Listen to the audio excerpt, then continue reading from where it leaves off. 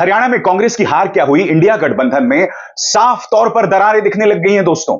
यह कहना अतिशयोक्ति नहीं होगी कि इस वक्त इंडिया गठबंधन में जूतम पेजार चल रही है। और यहां पर मैं 3 जगहों का जिक्र करने वाला हूं। उत्तर प्रदेश में 10 सीटों में उपचुनाव होने वाले हैं। 6 सीटों के लिए अखिलेश यादव ने समाजवादी पार्टी के नामों की घोषणा कर दी बगैर कांग्रेस से चर्चा किए। दिल्ली में पार्टी के नेता लगातार कह रहे हैं कि हम चुनाव अपने दम पर लड़ेंगे, हमें किसी की जरूरत नहीं है। उधर महाराष्ट्र से बहुत गंभीर बयान सामने उभर कर आया है। उद्धव सेना कह रही है कि कांग्रेस स्पष्ट करे कि वो अकेले चुनाव लड़ना चाहती है या नहीं। मैं आपको बतलाना चाहता हूं दोस्तों, इस मुद्दे पर संजय राउत का बयान, और यह बयान इतना खतरनाक है कि अब गठबंधन पर बात आ गई है। संजय राउत का बयान आपके स्क्रीन पर। हरियाणा में इंडिया गठबंधन नहीं बन पाया क्योंकि कांग्रेस को लगता था कि वो अपनी ताकत से जीत जाएंगे, उन्हें सत्ता में कोई और भागीदार नहीं चाहिए। सीधा ताना मारा है, सीधा ताना मारा है यहां पर संजय राउत ने। बकौल संजय राउत, कांग्रेस ऐसा इसलिए कर रही है क्योंकि उसे सत्ता में कोई और भागीदार नहीं चाहिए। सुनिए संजय राउत का प्रहार। जम्मू कश्मीर में हम इसलिए जीते कि वहां इंडिया गठबंधन चुनाव लड़ रहा था उमर अब्दुल्ला जी के या डॉक्टर फारूक अब्दुल्ला जी के नेतृत्व में इंडिया आघाड़ी का जो है वहां कांग्रेस उनके साथ है और भी होते। हरियाणा में इंडिया गठबंधन नहीं बन पाया। हरियाणा में इंडिया गठबंधन नहीं बन पाया क्योंकि वहां कांग्रेस को लगता था कि बस हम अपने ताकत पर, अपने बलबूते पर जीतेंगे तो सत्ता में और कोई भागीदार नहीं चाहिए। तो हमारे जो मित्र है हुड्डा जी या कांग्रेस के नेता है, उनको लगा कि हम ही जीतेंगे। अगर समाजवादी पार्टी है अखिलेश जी की, आप है केजरीवाल साहब के नेतृत्व में, हमारे जैसे छोटे छोटे दल है, हमारे खाते में 1-2 सीटें आ जाती तो जरूर ये जो चित्र है, ये निर्णय है जो जनता ने दिया, उसमें जरूर बदलाव होता। स्वाभाविक सी बात है दोस्तों, इसकी गूंज जो है महाराष्ट्र की सियासत में सुनाई दे रही है। कांग्रेस के नेता नाना पटोले सामने आते हैं और कहते हैं कि इस तरह का बयान सार्वजनिक तौर पर नहीं देना चाहिए। इस तरह के बयान से गठबंधन को नुकसान पहुंचता है। देखिए क्या कह रहे हैं कांग्रेस के नेता नाना। बिल्कुल चर्चा करेंगे क्योंकि सार्वजनिक रूप में इस तरह से अलायंस पे एलिगेशन नहीं लगा सकते, ये हमारी भूमिका है। बिल्कुल हम आज चर्चा करेंगे। बिल्कुल आपत्ति है। उधर उद्धव सेना की सांसद प्रियंका चतुर्वेदी ने भी कांग्रेस को एक नसीहत दी है और उनकी नसीहत आपकी स्क्रीन पर। यह बहुत जरूरी हो जाता है कांग्रेस के लिए कि वो अपने क्षेत्रीय दलों से जल्द सीट शेयरिंग के फॉर्मूले पर बात करे, चाहे वो महाराष्ट्र हो या झारखंड। हालांकि इस बयान को आपत्तिजनक नहीं माना जा सकता। जो बात यहां प्रियंका कह रही हैं, यह जमीनी बयान है। कांग्रेस को अपनी सुस्ती से जागना पड़ेगा। यहां जो नसीहत दे रही हैं प्रियंका चतुर्वेदी, उस पर गौर कीजिए। इसमें दो राय नहीं है कि संजय राउत जो कह रहे हैं या उद्धव सेना जो कह रही है, वो सीट शेयरिंग से पहले कांग्रेस पर दबाव बनाने की एक सोच है, एक प्रक्रिया है। क्योंकि वो जानते हैं कि कांग्रेस को हरियाणा में हार का सामना करना पड़ा है। कांग्रेस अपने न्यूनतम स्तर पर है क्योंकि मुद्दा सिर्फ हरियाणा का नहीं है दोस्तों। अगर आप जम्मू कश्मीर की बात करें, यह तो नेशनल कॉन्फ्रेंस ने अपनी तरफ से शानदार प्रदर्शन किया था, जिसके चलते आज नेशनल कॉन्फ्रेंस और कांग्रेस वहां पर सरकार बना पा रही है। वरना कांग्रेस को कितनी सीटें मिली? महज 6 सीटें। जम्मू में भारतीय जनता पार्टी ने उसका सुपड़ा साफ कर दिया। साफ है, जहां पर बीजेपी से सीधा टकराव होगा, यहां पर यह दिक्कत पेश आएगी। यही वजह है कि सहयोगी दल ताना मार रहे हैं। कांग्रेस बौखलाते रहे, मगर उसे कहीं ना कहीं, वो अंग्रेजी में शब्द है ना, the writing on the wall, दीवार पर क्या लिखा है उस पर गौर करना पड़ेगा। और मैं आपको बतलाना चाहता हूं दोस्तों, इसका असर उत्तर प्रदेश पर भी पड़ रहा है और दिल्ली पर भी। दिल्ली पर क्या हुआ है कुछ देर बाद मैं आपको बतलाना चाहता हूं दोस्तों। उत्तर प्रदेश में 10 सीटों के उपचुनाव होने वाले हैं।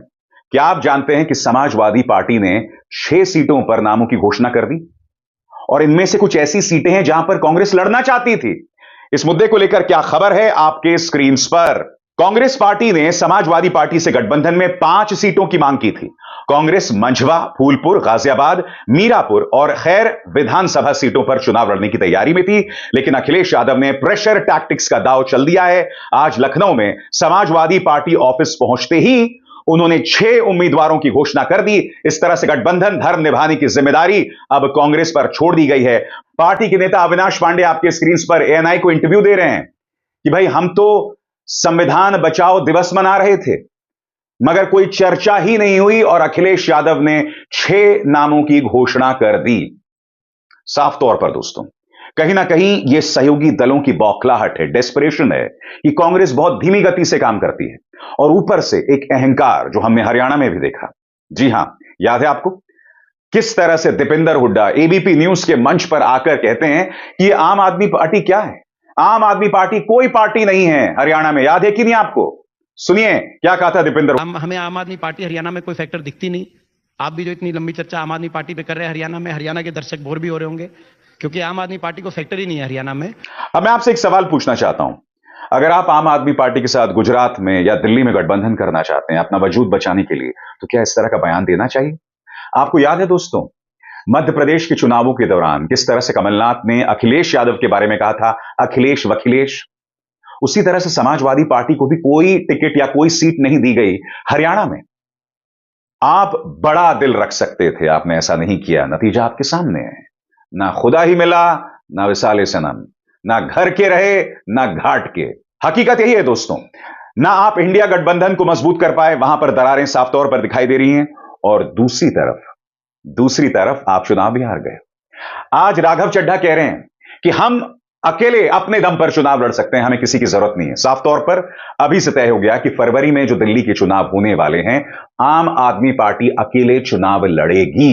और जाहिर सी बात है, इस पर कांग्रेस क्या ही प्रतिक्रिया दे, क्योंकि पार्टी के नेता लगातार आम आदमी पार्टी पर हमला बोलते रहते हैं।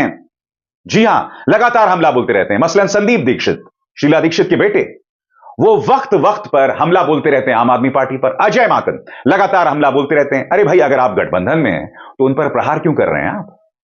ये सवाल तो किया जाएगा ना। और कल ही केजरीवाल ने कहा था, ये अति आत्मविश्वास ले डूबा। सुनिए उन्होंने क्या कहा था। अब चुनाव आने वाले हैं, पहली चीज तो किसी भी चुनाव को हल्के में ले लेना चाहिए। अभी तो पता नहीं नतीजे क्या हैं, लेकिन आज के चुनाव से सबसे बड़ी सबक यही है कि ओवर कॉन्फिडेंस मत करना कभी भी। किसी भी चुनाव को हल्के में नहीं लेना चाहिए। हर चुनाव कठिन होता है, हर चुनाव में हर सीट कठिन होती है। मेहनत करनी है और लड़ाई मत करना, अपने एमएलएज के साथ लड़ाई मत करना। यकीनन दोस्तों, यह विपक्ष के लिए खतरे की घंटी है। एक जीत हरियाणा में, एक जीत, महज 90 सीटें, मगर देखिए राजनीति में क्या उथल पुथल खड़ी कर दी है। कांग्रेस यह भी दावा नहीं कर सकती कि उसने जम्मू कश्मीर में जीत हासिल की है, क्योंकि महज 6 सीटें मिली हैं। ये मत भूलिए, ये जो 6 सीटें मिली हैं कांग्रेस की, ये उसका अब तक का सबसे खराब प्रदर्शन है। 90 के दशक में भारतीय जनता पार्टी को 6 या 7 सीटें मिली थी, अब कांग्रेस को 6 सीटें मिली हैं। यानी कि लोकसभा चुनावों के बाद भी ये हालात हैं। जहां कश्मीर में नेशनल कॉन्फ्रेंस की आंधी थी, जम्मू में कांग्रेस कुछ भी नहीं कर पाई, जिससे स्पष्ट हो रहा है कि चुनाव लड़ने को लेकर कांग्रेस की काबिलियत पर अब सहयोगी दल लगातार सवाल उठा रहे हैं। अब महाराष्ट्र में संजय राउत, प्रियंका चतुर्वेदी जो सवाल उठा रहे हैं, वो प्रेशर टैक्टिक्स हैं, जिस तरह के प्रेशर टैक्टिक्स अखिलेश यादव ने अपनाए। मगर ये प्रेशर टैक्टिक्स क्यों हैं? क्योंकि कांग्रेस धीमी गति से काम करती है, कांग्रेस का अहंकार है और उसके सहयोगी दल उससे हमेशा दुखी रहते हैं, और यहां पर यह साफ तौर पर दिखाई दे रहा है। राहुल कब जागेंगे? उनका महज एक बयान सामने उभर कर आया है दोस्तों, जहां हरियाणा में हार का सामना हुआ है और जम्मू में आपका अब तक का सबसे खराब प्रदर्शन। सिर्फ एक बयान, कायदे से राहुल गांधी को सामने आना चाहिए था, मगर वो सामने नहीं आए, और ये कहीं ना कहीं उन पर एक प्रश्न चिन्ह खड़ा करता है, उन पर सवाल खड़े करता है। क्योंकि जब आपको हार मिली है तो आपको सहयोगी दलों के साथ मंत्रणा करनी चाहिए, आपको अपने वरिष्ठ नेताओं को बुलाना चाहिए, क्योंकि आप जानते हैं हरियाणा चुनावों में क्या हो रहा था। कुमारी शैलजा को लगा कि अरे मैं तो मुख्यमंत्री बनने नहीं वाली हूं, तो उन्होंने मेहनत ही नहीं की, वो घर से ही नहीं निकली, उन्होंने सलीके से चुनाव प्रचार भी नहीं किया। यह कांग्रेस में हो रहा है दोस्तों, यही हमने मध्य प्रदेश में देखा था और अब वही हरियाणा में देखा गया है। यह हालत है आपके मुख्य विपक्षी दल की। यह देश का दुर्भाग्य नहीं दोस्तों, तो और क्या है? क्योंकि एक लोकतंत्र के अंदर जब तक मुख्य विपक्षी दल मजबूत नहीं होगा, मजबूती से सत्ता पक्ष से सवाल नहीं करेगा, जो राहुल गांधी करते हैं, और आप जानते हैं कि मेरे मंच पर उसे मैं लगातार उठाता रहूंगा, मगर राजनीति करनी भी आनी चाहिए, राजनीति लड़नी भी आनी चाहिए। और सबसे बड़ी बात, राजनीति में अहंकार की कोई जगह नहीं होती। क्या यह बात राहुल गांधी समझ पाएंगे? देखा जाएगा। अभिसार शर्मा को दीजिए इजाजत। नमस्कार।